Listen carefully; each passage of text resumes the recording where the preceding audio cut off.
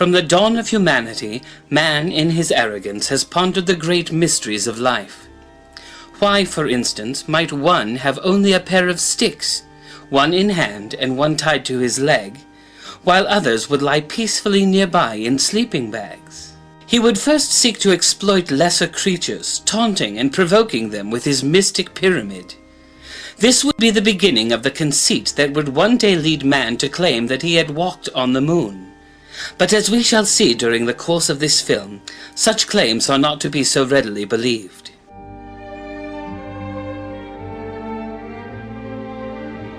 Mankind, in his imperious insolence, began his deceitful quest for the moon in 1912.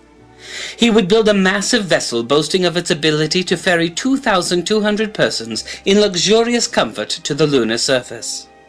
He christened this behemoth Titanic. But the irony of God would be the sinking of Titanic in water. A scant 25 years later, the Germans claimed that they would be able to conquer space, and in 1937 set out for the moon in their latest craft, the Hindenburg. Immediately upon launch, they were blown drastically off course and opted instead for a secondary destination, Lakehurst, New Jersey. But it would be God's own irony that upon reaching New Jersey, that the mighty Hindenburg would crash into the Eiffel Tower, causing it to burst into flames. They would temper the tragedy by claiming that this photograph was of the wreckage of the Hindenburg, not in New Jersey, but on the surface of the moon. It can be no coincidence that when we look at the ponderous size of the RMS Titanic, that it is nearly exactly the same length as the Hindenburg. And in a case of godly irony, we can see that the moon rocket Saturn V is exactly... never mind. A true scientific mind has only to look at a few of the outrageous claims of NASA to see that the myth of space travel is just that, a myth. In this never-before-seen photograph, taken at nighttime, we can clearly see that the mighty Saturn V rocket is not even aimed towards its intended target. If it were to be launched in this configuration, it is clear to see that it would never reach the moon. In order to reach the moon, the rocket would be required to follow a curved trajectory, such as is illustrated here. But it becomes plain to see that if it were to follow such a course, it could not do so without crashing into the top of its launching tower. This is the evidence that NASA has long sought to suppress in order to perpetuate their notion that man has visited the moon. In 1957, the Russians startled the world with the launch of the first man-made satellite, Sputnik, a word meaning literally, fellow traveler of Earth. But it would later be learned that a Russian scientist had merely sneezed at the moment he was asked what the orbiter would be called. The escalation of lies between Russia and the United States had begun in earnest. In desperate arrogance, NASA would launch rocket after rocket in order to convince the world that they were moon-bound, while ignoring the condition of the rest of the world around them.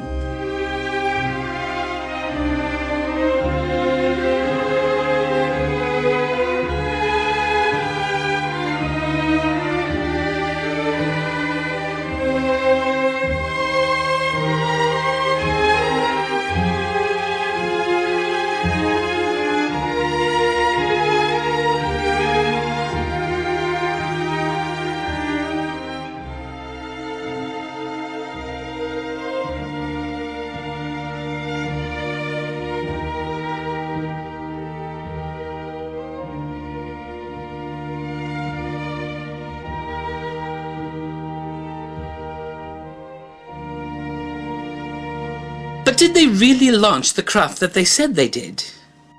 We have determined through rigorous speculation, theorizing, and guessing that NASA's top rocket scientists were in fact Hollywood's top special effects technicians. They knew that in order to win the race against the Soviets, that they would need to produce convincing-looking models of both spacecraft and the moon itself. Early attempts proved unsatisfactory until it was pointed out that the models would look much more convincing without lines of longitude and latitude. The stand, it was decided, would also have to go. In this never-before-seen photograph, we can see a lunar model being cleaned by what can only be described as a Q-tip. While the model's detailing increased, evidently so did the carelessness of the artists creating them. NASA released this photograph of what they said was the interior of the Apollo spacecraft. We've looked at it and have come to the inescapable conclusion that it is actually the control panel for the Pirates of the Caribbean ride at Disneyland in California. But no matter how convincing still images may appear, the world at large would never be convinced unless they saw space in motion. The clumsy early efforts can be seen in this recently discovered footage. Evidently, no one told the special effects team that spaceships need to move forward. The United States finally got their break to claim that they had reached the moon first, when spies discovered that the Soviet lunar model building team proved to be woefully inadequate. The time had come to fake a moon landing. To lend an air of authenticity, pilots were hired to portray astronauts. In this never-before-seen footage, we can see them reviewing their script, learning their lines, rehearsing their moves. But it would soon be learned that the pilots were not going to be as convincing as hoped. Watch as we see in this exclusive, rare footage that the astronaut is very poorly lit, the camera is wandering, and his words are very hard to understand. This is the crew of Apollo 13, wishing everybody there a nice evening. NASA, realizing that their credibility was at stake, hurriedly replaced the mere pilots with what appeared to be competent actors in order to have footage suitable for broadcast. Watch now this never-before-seen replacement footage of the same scene being played on a supposed journey to the moon. This is the crew of the Apollo 13, wishing everyone back on Earth a pleasant evening. The deception would continue all the way up to the White House. Here we see former US President Nixon, who believes that he is speaking to the astronauts in outer space. But as this never-before-seen footage shows, the actor astronauts are being loaded into a special room where they will actually be speaking to the president merely through a pane of glass. An ordinary dune buggy, filmed at a scientifically calculated rate on an ordinary beach at night with really, really bright lights, yields this nearly convincing scene. This famous, rarely seen photograph of the first supposed footprint on the lunar surface reveals a startling conundrum. There is only one footprint, and it is commonly known that astronauts have 2 feet. In an effort to cover up this anomaly, NASA attempted to justify it by requesting that all future astronauts only hop. But as this never-before-seen footage shows, they were unable to keep on only 1 foot. In this exclusive photograph, we can see an astronaut enjoying a cup of coffee between excursions. Since there is no air on the moon, there could be no reason for an astronaut to have what appears to be a go-cup filled with coffee. Perhaps the most controversial issue is that of the waving flag on the lunar surface. As this obscure footage clearly shows, the flag does indeed wave on the lunar surface. We believe this to be a rare instance of authentic film.